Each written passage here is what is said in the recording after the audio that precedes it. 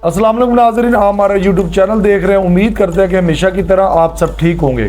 तो जिस तरह नाज़रीन आपको पता है कि आईनी तरमीम का जो लाए अमल है वो बहुत नज़दीक तरीन पहुँच चुका है, और मैं आईनी तरमीम से चंद मिनट पहले ये वीडियो बयान एक रिकॉर्ड करवाने जा रहा हूँ। तो नाज़रीन सबसे पहले मैं दो शक्लें टीवी पे मेंशन कर रहा हूँ स्क्रीन पे, तो ये आपने बड़े गौर से देख लेनी है और अपनी मेमोरियों में सेव कर लेनी है और आपने ज़ेहन नशीन भी कर लेना है। नाज़रीन इन दोनों शक्लों में से एक शक्ल का नाम जुर्का साहब है।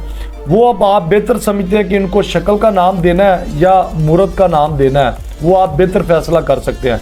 और इनमें से दूसरी शक्ल का नाम फैसल सलीम साहब है। नाज़रीन इन्होंने बहुत बड़ा इस कौम के साथ हाथ किया है और इमरान खान साहब के साथ। इन्होंने नून लीग से, इस हुकूमत से, इस जाली हुकूमत से 2 से 3 अरब रुपए उठा लिया है और उनको मशवरा दिया जा रहा हुकूमत को कि आप हमारे घर वालों को तंग करें, मीडिया वालों को वहाँ पे बुलाया जाए और लाइव वहाँ पे चलाया जाए कि देखें पुलिस हमारे घर में रेड कर रही है और तोड़ फोड़ कर रही है, और देखें जनाब हम मजबूर होके नून लीग को वोट देने जा रहे हैं। ये नाज़रीन इसलिए बेवकूफ़ अवाम को बनाया जा रहा है, इसलिए उनको खुद कहा जा रहा है, खुद कहा जा रहा है कि भाई आप रेड करें, आप हमारे साथ ज्यादती करें, जुल्म करें, ताकि हमने वहाँ पे रहना है, हमने इलेक्शन लड़ रहा है। तो अगर हम चुप करके 2 से 3 अरब रुपए अगर उठा के बैठ जाएंगे, वोट आपको डाल देंगे, तो अवाम तो हमें नहीं छोड़ेगी, ये कौम हमें नहीं बख्शेगी। तो इसलिए हमारी भी थोड़ी सी आप इज्जत रहने दें और हमारी इज्जत भी रह जाएगी, और 2 से 3 अरब रुपए हम ले भी लेंगे और आपका भी काम हो जाएगा और हमारा भी काम हो जाएगा।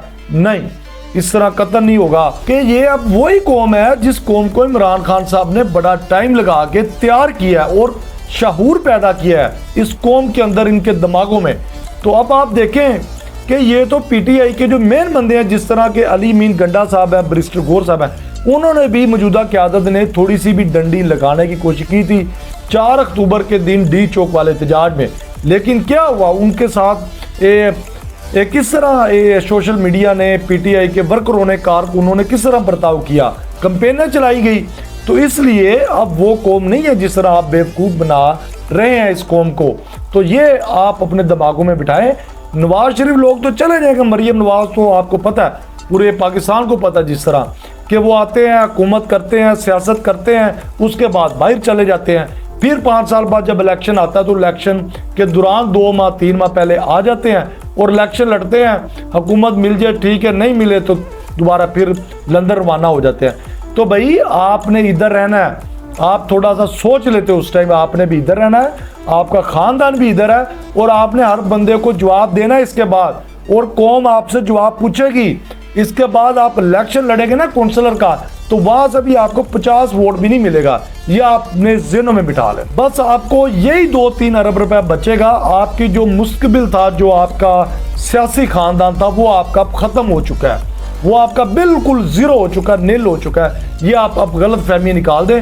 अब आपने जो 2-3 अरब रुपए उठाया है, बस वही आप उन पैसों पे याशी कर सकते हैं, जितनी देर कर लें, साल कर लें, 2 साल कर लें, बस इसके बाद आपकी कहानी ख़त्म है। तो अगर आप इस तरह आवाम को बेवकूफ़ बनाएं, तो दूसरी साइड पे आके देखें कि जो ज़ैन कुरैशी साहब थे, उनकी मिसेस को उठा लिया गया, क्या हुआ, नहीं टूटे।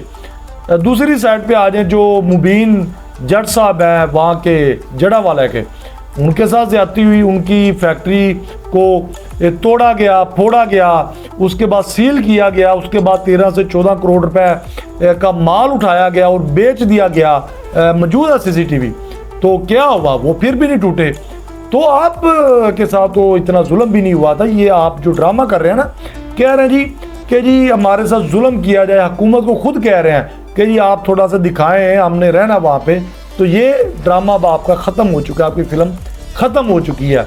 तो लिहाजा सीधी सीधी जो स्ट्रेट फॉरवर्ड बात है वो यही है कि आपने सिर्फ इमरान खान साहब को धोखा नहीं दिया, आपने इमरान खान साहब को दिया है, आपने पाकिस्तान तहरीक इंसाफ को दिया है, आपने ओवरसीज पाकिस्तान को दिया है, आपने पूरे पाकिस्तान को दिया, आपने पाकिस्तान की सरजमीन के साथ आपने ज्यादती किया है और पाकिस्तान कौम के साथ आपने ज्यादती की है।